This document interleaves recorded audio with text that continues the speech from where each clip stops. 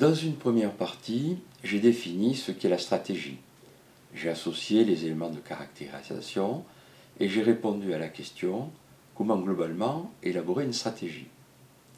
Dans cette seconde partie, je vais approfondir la question du diagnostic stratégique, les secteurs d'analyse, en présentant les outils qui sont les plus couramment utilisés.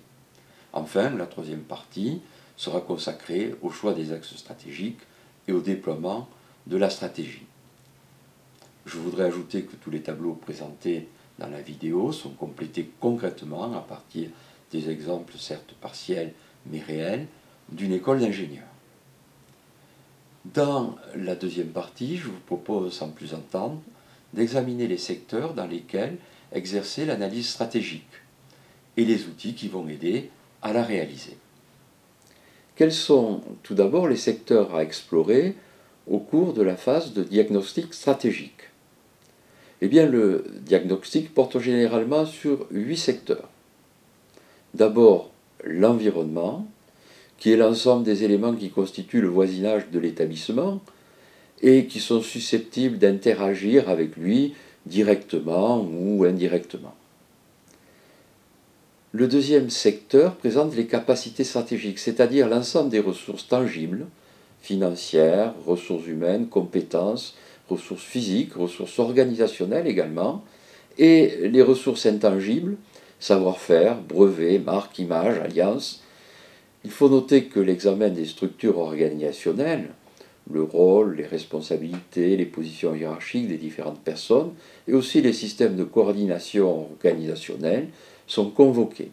Cette étude est importante car la structure est le support de la stratégie. L'identité représente la façon dont l'établissement va être perçu, par opposition à l'image qui est la façon dont l'établissement est réellement perçu par les parties prenantes. Je rappelle, les parties prenantes sont les acteurs ou les organisations impactées ou concernées par l'activité de l'établissement et qui ont en retour une influence sur le fonctionnement de l'établissement. Cette analyse est fondamentale dans le cadre du développement durable et de la responsabilité sociale de l'établissement, déclinée, vous le savez, sous l'acronyme RSE. Analyser le secteur de l'innovation consiste à recenser les nouvelles approches ou les nouveaux modèles existants. L'innovation nécessite notamment un environnement interne ouvert sur la créativité. Il convient de repérer si ce contexte existe bien dans l'établissement. Le critère de l'innovation peut être bien entendu intégré dans tous les autres secteurs. Les domaines d'activité stratégique, les DAS, sont en marketing les subdivisions correspondant à des activités homogènes, dotées de ressources ayant une même fonction. Pour un établissement public, bien entendu, les choses sont différentes. Nous avons choisi de nous fonder sur la typologie des subdivisions proposées par le Haut Conseil à l'évaluation, de la recherche et de l'enseignement supérieur pour déterminer ces domaines d'activité analysés. L'internalisation couvre les délocalisations de l'activité, les actions croisées entre l'établissement et d'autres établissements étrangers. Le modèle des facteurs d'internationalisation de George Hipp, un chercheur américain, est la grille la plus connue pour effectuer ce diagnostic. Elle recense les besoins des étudiants, les facteurs réglementaires et douaniers, les facteurs concurrentiels entre pays, les avantages des localisations à l'étranger, l'intérêt d'accueillir des étudiants étrangers. J'en parle ici assez longuement car je ne développerai pas ce critère qui peut lui aussi être facilement intégré dans d'autres secteurs. Huitième et dernier secteur, les modalités de développement, qui sont l'étude des modalités d'adaptation et d'évolution des activités, recentrage des activités ou développement d'activités nouvelles, choix du mode de développement des activités le mieux adapté, soit par externalisation ou par différentes stratégies de coopération. Les outils du diagnostic stratégique. S'il est indispensable de croiser les angles de vue, il est tout important de choisir les bons outils. Plusieurs familles d'outils peuvent être utilisés. Les outils tirés du système d'information de l'établissement sont souvent aménagés, peut-être un tableau de dépenses prévisionnelles, un tableau sur le potentiel humain. Vous pourrez multiplier bien entendu les exemples. Les outils de stratégie déjà utilisés par l'établissement peuvent être convoqués pour cette analyse. Un SWOT, par exemple, force, faiblesse, opportunité, menace. Un plan d'action risque élaboré, par exemple, dans le cadre du contrôle interne. Des tableaux d'analyse issus du plan vert. Là également, la liste peut être allongée. Les outils forgés spécialement par l'établissement pour développer l'analyse de la stratégie sont bien entendu les plus intéressants. Le choix et la méthode des outils doivent être fonction de leur pertinence, mais aussi de leur opérabilité.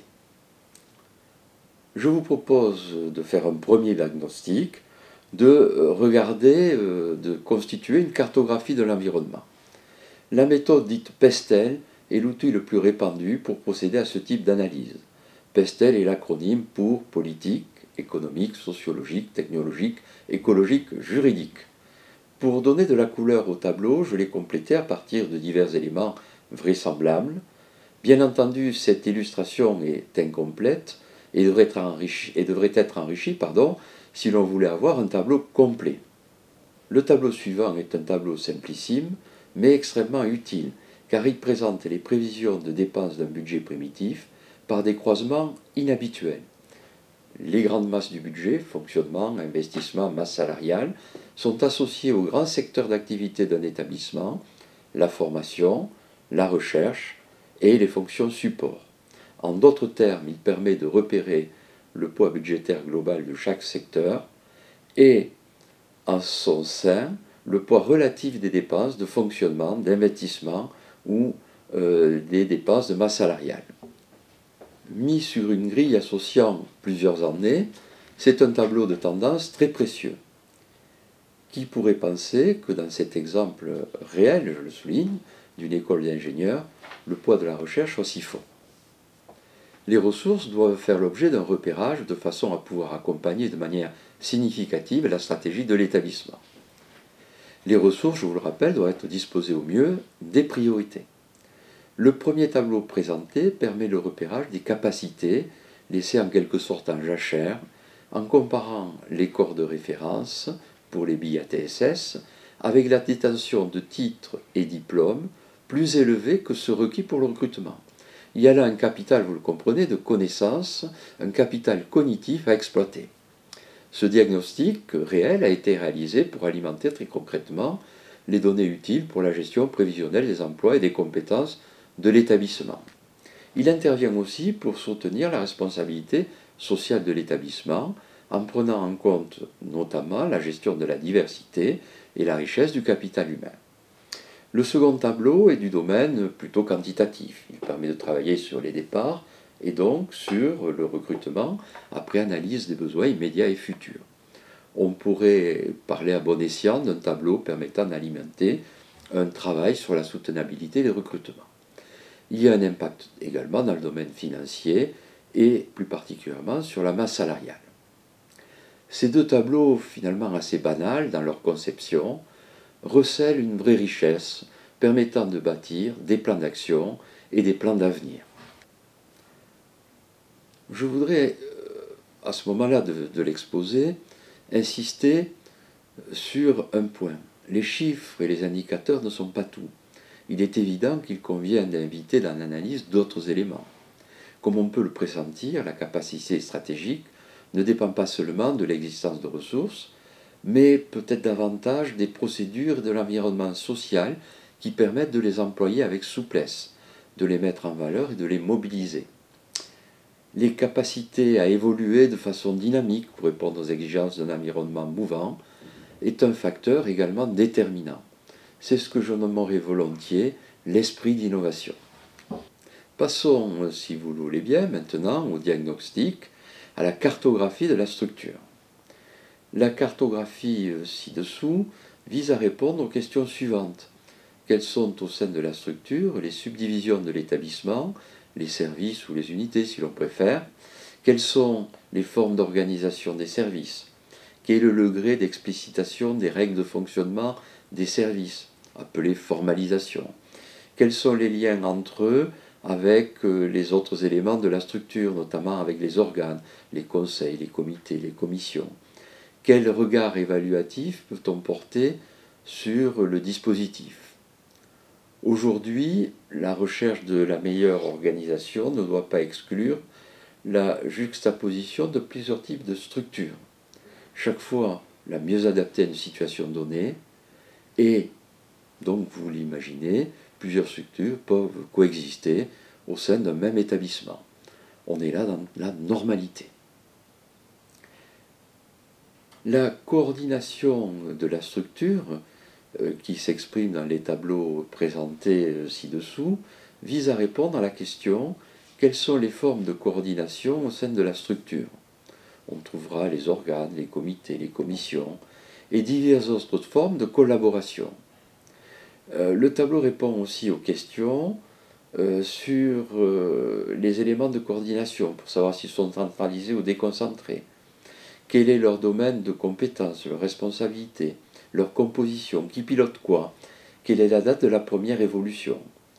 Un regard évaluatif a été associé au tableau, au travers notamment du repérage des inconvénients, autrement dit des faiblesses, marqués en I. Lorsque ces marqueurs d'insuffisance se croisent avec les dates des dernières évolutions, peut-être on peut considérer qu'on a là les bases de la réflexion pour des modifications à envisager. La cartographie de la coordination, et notamment l'identification des structures centralisées ou déconcentrées, est indispensable car les modèles poussés à l'excès sont porteurs de difficultés majeures. Une forte centralisation entraîne la saturation du sommet confronté à de multiples micro-décisions et la déresponsabilisation des autres échelons. Une décentralisation non maîtrisée est source de confusion et de tohu. Il faut une dialectique entre ces deux modes d'organisation et des éléments intermédiaires plus transversaux pour les faire dialoguer. Sur les commissions, les guides, l'équilibre est à ce prix. La cartographie de l'identité de l'établissement représente les caractères de la structure et de la communauté, correspondant à ses croyances, ses mythes, ses symboles, ses modes de relation, ses structures de pouvoir, son organisation, son système de contrôle, son système de récompense, ses valeurs et ses normes. Les pratiques, en d'autres termes, qui fédèrent, mais aussi les tabous qui affectent la communauté. Le paradigme est le terme convenu qui synthétise la manière cohérente dont l'établissement se voit et se vit. Un auteur parle de rail de la pensée. Le tableau présenté possède une originalité qui tient dans le double colonnage qui associe une colonne diagnostique à une colonne perspective. En effet, rien n'empêche pour des raisons pratiques d'associer dans un même mouvement la photographie de la situation actuelle, diagnostique, à celle d'une situation qui serait modifiée par des évolutions et des apports nouveaux. Cette méthode, dans une phase ultérieure, facilitera la synthèse et les choix. On peut naturellement généraliser cette méthode à l'ensemble des secteurs de diagnostic. Vous connaissez l'adage, un problème bien posé est à moitié résolu. La cartographie des parties prenantes s'est imposée comme une des références de la politique de responsabilité sociale d'un établissement, et donc, a fortiori, de la stratégie d'un établissement. La définition des parties prenantes de l'établissement est classique. Ce sont les individus ou les groupes d'individus, les institutions ou les collectivités territoriales, les organisations professionnelles ou les entreprises, mais aussi les usagers et les personnels qui sont impactés par les activités de l'établissement et qui impactent en retour le fonctionnement de l'établissement. Dans ce tableau très précis sont conjugués diagnostic par caractérisation et identification des leviers d'action. Il est proposé d'identifier, de caractériser, puis de reconnaître l'intérêt ou non de telle partie prenante afin de déployer des modes d'interaction adaptés à la stratégie voulue par l'établissement. Les codes couleurs en plage sont les premiers référents de différenciation, très directs. Ils montrent la proximité des parties prenantes avec l'établissement et le rapport supposé pour l'établissement. En rouge pâle, les parties prenantes considérées comme importantes et qui possèdent un pouvoir d'influence fort, positif ou négatif. En jaune pâle, les parties prenantes considérées comme utiles ou émergentes. En blanc, les parties prenantes considérées comme éloignées des orientations et des objectifs actuels de l'établissement. Le code couleur-écriture classe les parties prenantes selon leur rôle. En rouge, les shareholders, les financeurs. En noir, les stakeholders, parties prenantes, personnel, usagers, fournisseurs, partenaires, etc.